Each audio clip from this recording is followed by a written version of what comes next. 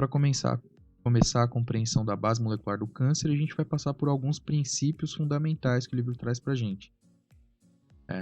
Ele vai falar que a base da carcinogenia vai subjacer de um dano genético não letal, né? E daí a gente vai ter alteração de algumas moléculas fundamentais aí que estimulam a carcinogenia. Não todas as mutações são induzidas de fato ambientalmente, então algumas mutações podem ter sido herdadas de fato, e outras podem ser espontâneas ou estocásticas, sugere aqui, que são as pessoas que entram no grupo da má sorte, né? Então essa é a primeira compreensão. A base da carcinogenia é subjacente a um dano genético não letal. Aí depois a compreensão sobre a expansão clonal de uma única célula, né? A gente pode dizer que os tumores são monoclonais, que é o que já foi citado aqui várias vezes. Inclusive a figura 723 traz pra gente aqui uma imagem que dá um pouco de compreensão, né? Então a gente tem aqui o pai e a mãe e o pai dessa mulher, que está aqui embaixo na foto, né? E da mãe ela recebeu XAXA, do pai ela recebeu XBY. Ok, aí passou para ela é mulher, né? XX. Ela passou com o zigoto dela, foi formado com XAXB, certo? Depois a gente tem aqui a inativação de um cromossoma X no blastocito, no blastocito. E aí, quando foram observar, fizeram o teste já analisando, né, essas células, e depois foram observar a neoplasia como se formou, né? E a neoplasia foi monoclonal, só foi encontrada informações de um dos alelos, né? Nesse caso aqui, seria ou tudo B, né? O tumor vai ser formado com células neoplásicas a partir da mutação de um gene no alelo B, ou tudo A. E eu entendi pra gente como acontece, né? A neoplasia policlonal dos alelos é muito incomum. Então, se analisam neoplasias em mulheres que são heterozigóticas, para marcadores ligados ao X, e as neoplasias estão formadas por células que contêm cromossomo X materno, XA, ou paterno, mas não ambos, certo? Ou o XB, que é o paterno. Mas... Então, seguindo a compreensão, aí todas as células do tumor expressam o mesmo alelo, né? Eu fiz. Aí o livro vai falar sobre os principais alvos a dano genético que produzem tumor, né? Quais são? São os proto-oncogenes, que são os promotores do crescimento dos tumores, os genes supressores de tumores, que se a gente remover de um indivíduo um gene supressor de tumor, esse indivíduo não tem mais a capacidade de suprimir os tumores crescem. Genes que regulam a morte celular programada, né, que é o caso do P53, e genes implicados na reparação do DNA. Então, se essa pessoa vai sofrendo lesões do DNA, ela não tem aqueles mecanismos reparadores do DNA, vai ter, provavelmente, aí uma forma neoplásica. O livro vai explicar que em mutantes dos proto-oncogenes, tipicamente devem se danar ambos, a gente deve ter lesão de ambos os alelos daquela proteína, né, do proto-oncogene, para produzir a transformação de fato. Existem algumas exceções, como tudo, e aí, no caso em que a gente tem a perda da função gênica desses proto-oncogenes pela lesão de um único alelo, a gente vai chamar de haploinsuficiência. Esse é o termo que é empregado, né? Quando a gente tem falha nos genes da reparação do DNA, a gente vai influenciar a capacidade do organismo de reparar o dano não letal, e aí esse organismo provavelmente vai sofrer mais mutações no DNA. Essas células com mutações nos genes de reparação do DNA, a gente diz, né, fala que essas células são fenótipo, ou ver um fenótipo mutador, pode mudar constantemente.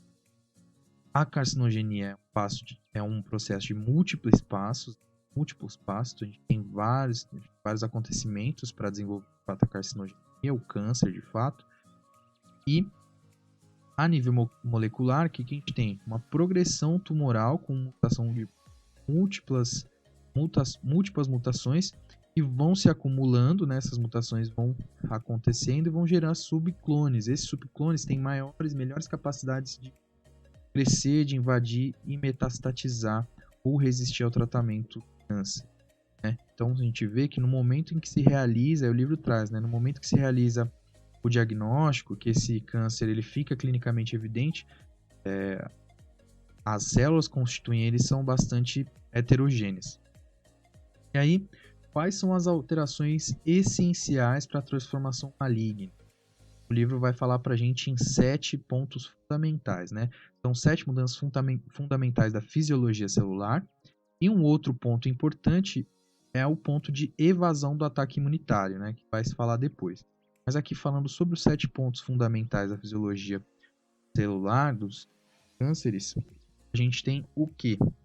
Que as células tumorais são autossuficientes em sinais de crescimento, né? Então elas não precisam de estímulos externos, estímulos como os fatores de crescimento que o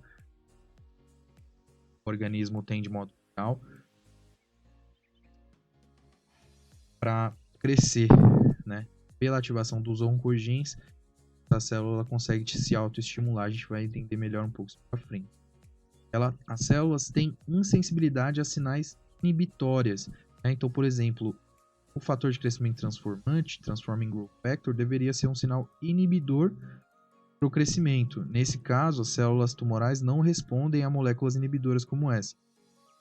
Essas moléculas conseguem produzir evasão da apoptose, né? Em alguns casos. Então, esse é um outro ponto, né? Tem inativação do P53, por exemplo, que é um indicador de morte, né? Um gene da morte celular. E se tiver a pressão do P53, assim, caimento da função, a célula não morre mais.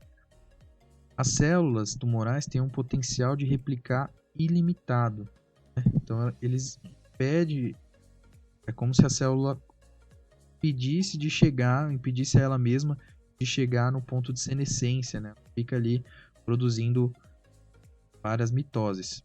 Continua produzindo mitoses, enquanto que as células normais do organismo, elas chegam num ponto em que elas não produzem mais mitose, né? Senescência. Angiogenia mantida, né? Então a gente sabe que as células tumorais elas precisam de nutrição e irrigação sanguínea, como qualquer outra célula, e aí os tumores provavelmente devem induzir a própria angiogenia ali para poder crescerem ainda mais. Tem capacidade para invadir e metastatizar, que é a causa da imensa maioria das mortes. Então a gente tem que observar quais são os que estabelecem essa capacidade e defeitos na reparação do DNA, que foi o que eu expliquei, né? Se um sujeito não pode reparar o DNA das próprias células, a gente vai ter maior desenvoltura de moléculas que vão estimular aí a produção desse câncer, a aparição desse câncer. Aí o livro vem aqui mostrar pra gente uma figura que é bastante interessante, que é essa daqui. Então, a gente lê essa figura.